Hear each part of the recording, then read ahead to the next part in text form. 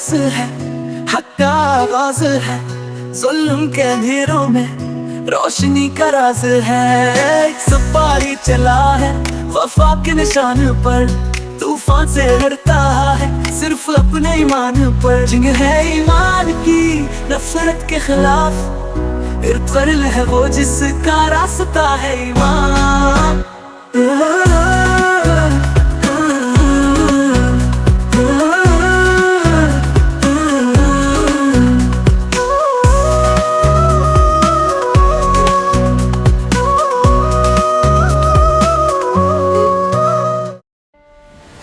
इतिहास के अंधेरों में एक नाम चमकता है, एक ऐसा नाम जो सिर्फ तलवार नहीं, हक और इंसाफ का पैगाम भी है। ये कहानी है उन लोगों की जिनकी जिंदगी हर वक्त मौत के साए में थी।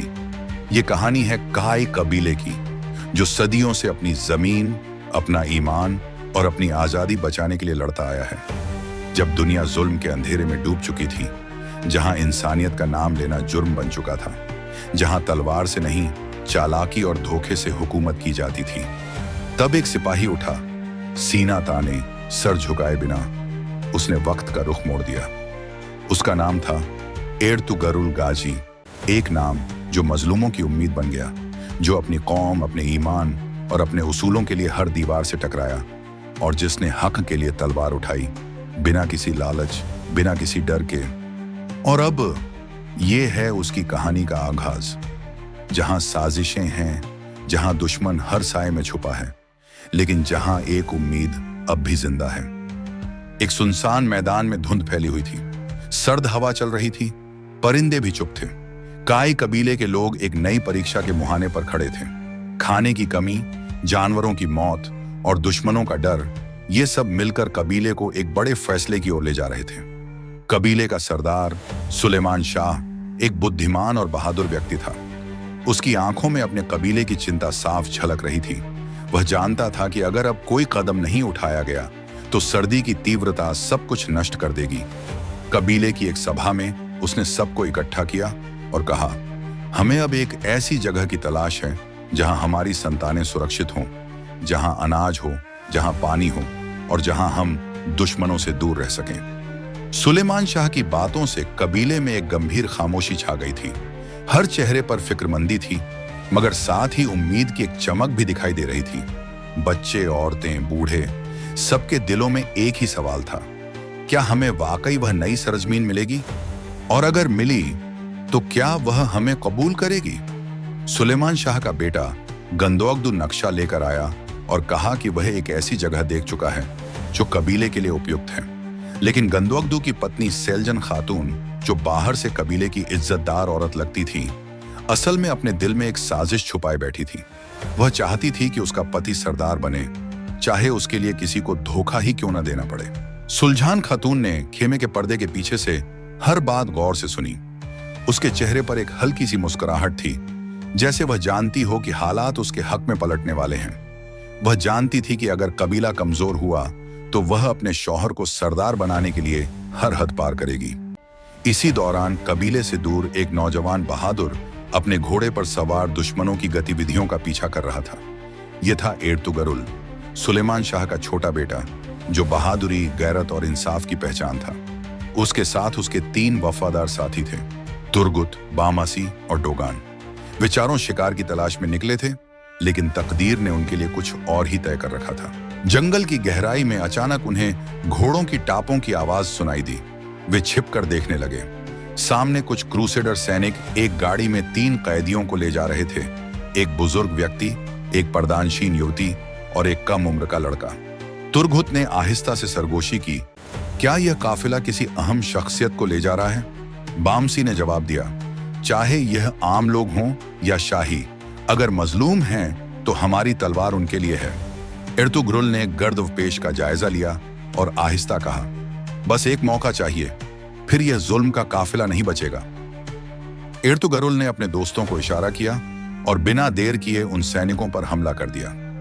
लड़ाई तेज थी, लेकिन एर्तुगरुल और उसके साथियों ने बहादुरी से सबको हरा दिया और कैदियों को आजाद करा लिया। वे कैदी आम लोग नहीं थे।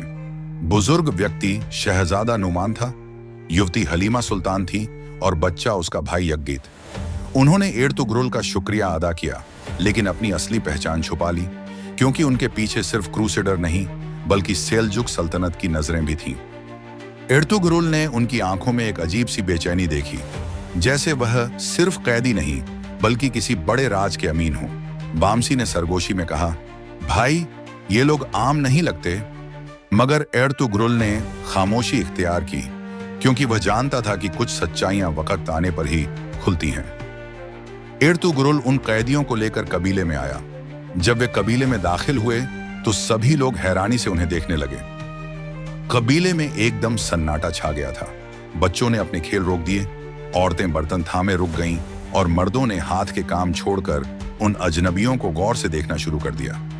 सबकी नजरें उन पर्दादार कैदियों पर थीं, जैसे वह कोई खजाना या मुसीबत हो। सुलेमान शाह ने अपने बेटे से पूछा, ये कौन लोग हैं और तुम इन्हें क्यों लाए हो? एर्तुग्रुल ने जवाब दिया, ये लोग दुश्मनों के जुल्म का शिकार थे। अगर हम इनकी मदद नहीं करेंगे तो और कौन करेगा? सुलेमान शाह ने कैदियों को अपने मेहमान के रूप में पनाह दे दी, मगर कबीले के कुछ लोग, खासकर कर्दोअगदू और सेल्जन खातून, इस फैसले से खुश नहीं थे। उनके दिलों में शक और डर जन्म लेने लगा। उधर दुश्मन भी चुप नहीं बैठे। क्रूसेडर सेनापति कमांडर क्लॉडियस अपने सिपाहियों की मौत का बदला लेने के लिए गुस्से में था।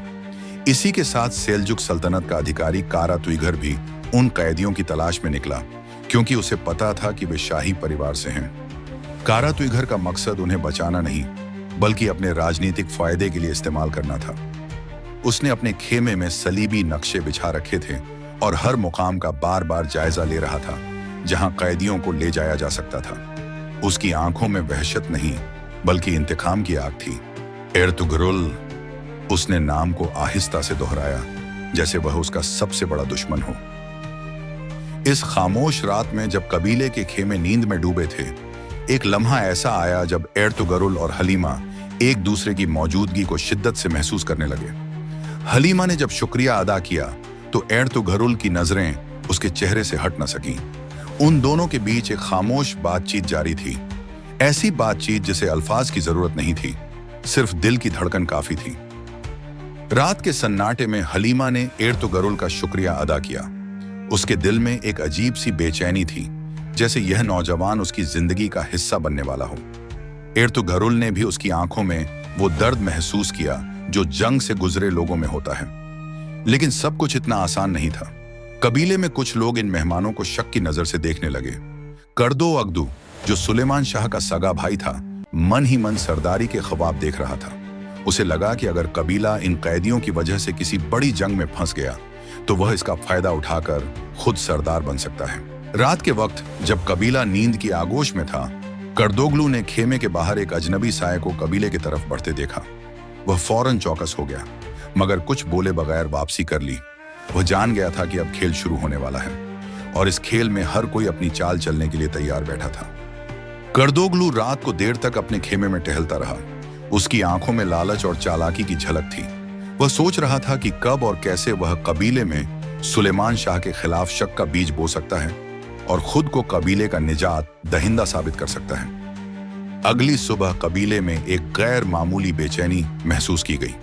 कुछ खेमों के बाहर घोड़ों के सुमों के निशानात पाए गए जो कबीले के किसी फर्द के न थे। पहरेदार एक दूसरे को खामोश नजरों से देख रहे थे और बज़ाहिर मामूल की जिंदगी के पीछे एक अनजानी साजिश की आहट सुनाई दे रही थी।